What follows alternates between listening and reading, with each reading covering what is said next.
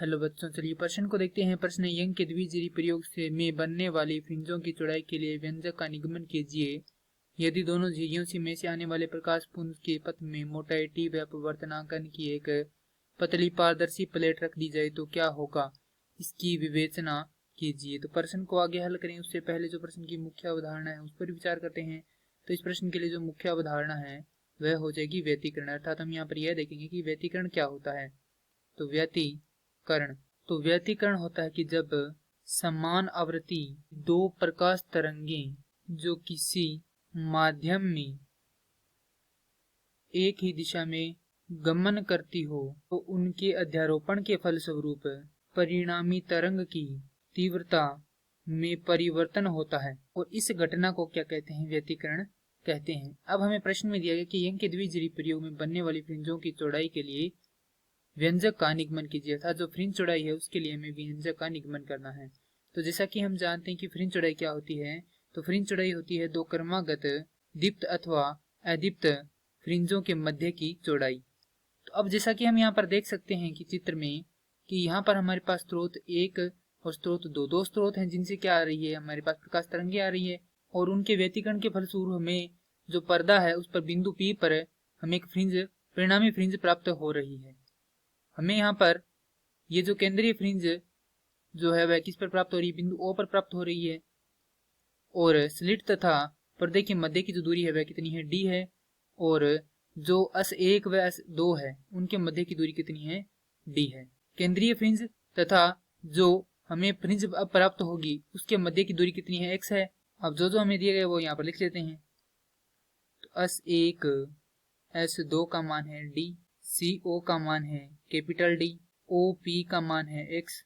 अब जैसा कि हम जानते हैं कि पथांतर यहाँ से देखें तो पथांतर क्या होगा, पथांतर होगा S2P घटाव S1P बराबर किसके होगा, S2A के। अर्थात यदि ये जो संपूर्ण दूरी है तो जो तरंग है उसमें से इस तरंग को घटा दें तो हमारे पास क्या आ जाएगा, इसका पथांतर आ जाएगा। तो ये मान लेते हैं समीकरण संख्या 1। अब यहाँ पर जो त्रिभुज S1 S2A है वह त्रिभुज COP है, दोनों क्या है, समरूप है।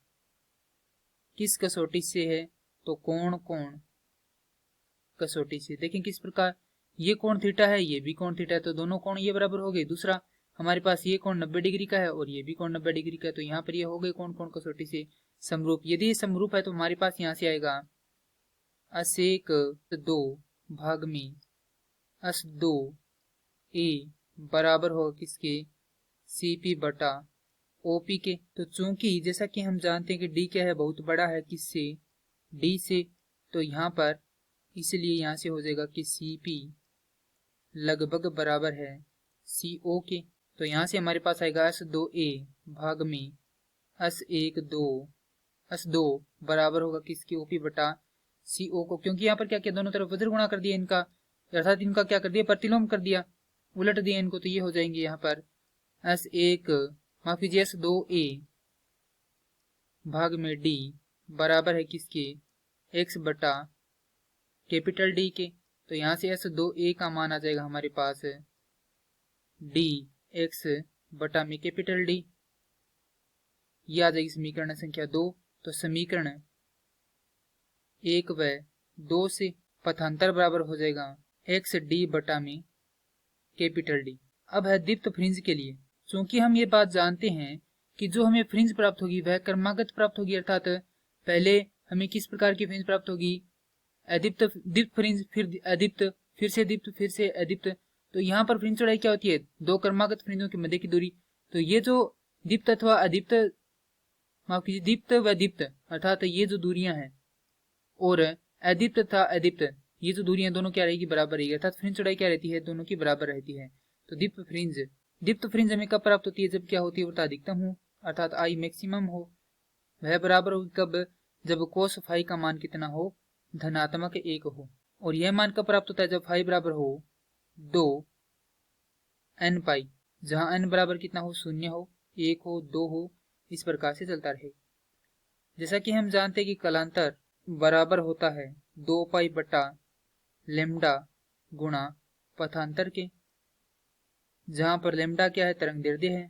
तो यहाँ से हमारे पास आएगा, मान रख देंगे 2n, पाई बराबर होगा 2 पाई भाग में लेमडा गुणा में S2a, क्योंकि पथांतर कितना है यहाँ पर S2a है, तो यहाँ पर 2 पाई से 2 पाई कट जाएगा, हमारे पास यहाँ पर S2a बराबर हो जाएगा n लेमडा। तो यहाँ से यदि S2a का मान रखते हैं तो हमारे पास आएगा x बराबर n d लेमडा बटा में d। अब यहाँ से हम क्या कर सकते हैं, फ्रिंज चौड़ाई को निकाल सकते हैं। तो वह x n एक योग में, माफ कीजिए n योग एक घटाव में x n, अर्थात जो n योग एकवीं फ्रिंज है उसमें से एक अन्वी फ्रिंज घटा देंगे तो हमारे पास क्या आएगी, फ्रिंज चौड़ाई आ जाएगी। इसे हम दर्शाते हैं किसी बीटा से।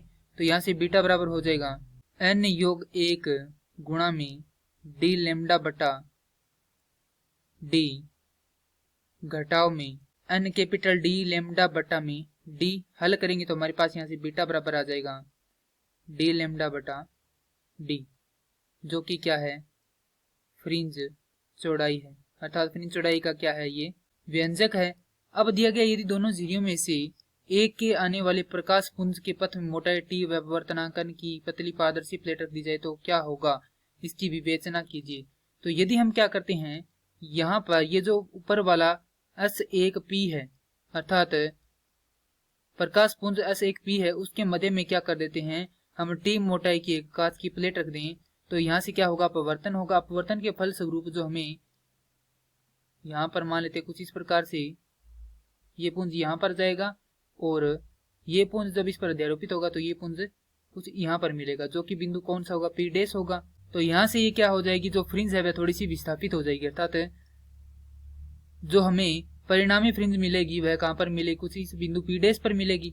और ये जितना विस्थापित होगी उसके लिए हमारे पास सूत्र होता है विस्थापन D बराबर, या इसको हम किसी अन्य बिंदु से यहाँ पर दर्शा देते हैं, जैसे कि यहाँ पर बिंदु मान लेते हैं हम R। विस्थापन R बराबर T, जो कि क्या है, मोटाई है, n नीटा अर्थात जो कि क्या है, अपवर्तनांक का घटाव में 1। तो ये होता है यहाँ पर विस्थापन के लिए व्यंजक। और यही हमसे प्रश्न में पूछा गया था। मैं आशा करता हूँ कि यह प्रश्न आपको समझ में आया होगा। धन्यवाद।